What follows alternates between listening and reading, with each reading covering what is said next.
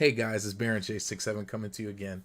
Sitting here talking about a new genre of books and stories that I've got into recently.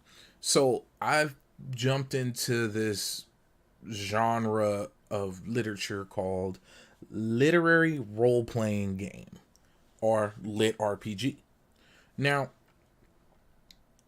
what finally introduced this to me was my Audible subscription, and it gave me a recommendation because I read a lot of fantasy novel, or I listen to a lot of fantasy novels, and the book, by Tao Wong, Life in the North, or the System Apocalypse series, actually like popped up, and I downloaded it because I had a free credit, checked it out, or didn't check it out for a long time, honestly.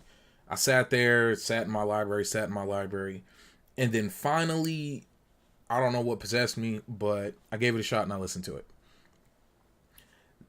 Completely, like, it's so right up my alley. I can't even believe it took me this long to jump into lit RPG books.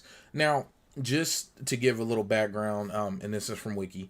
So, lit RPG, short for literary role playing game, is a literary genre combining the conventions of RPGs with science fiction fantasy novels. Lit RPG is a literary genre where game or game-like challenges form an essential part of the story, and where visible RPG statistics, example strength, intelligence, and damage, are a significant part of this world.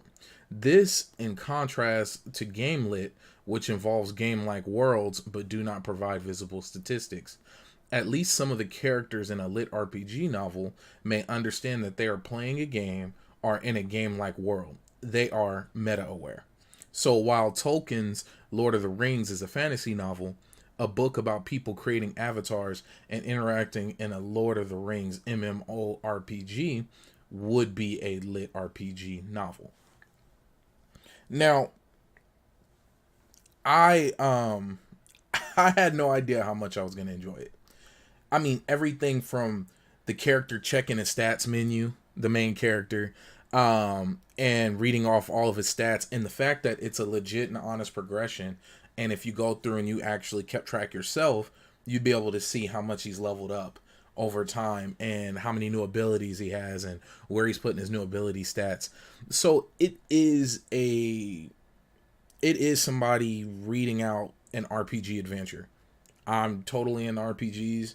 That's a majority of my backlog and video game catalog is role playing games. So now that I'm able to enjoy a role playing story, it adds a whole new element. And for all my fellow nerds out there, or even people just looking for a new genre of book, or something interesting to read or something to mix it up, lit RPGs, give them a chance. They are solid.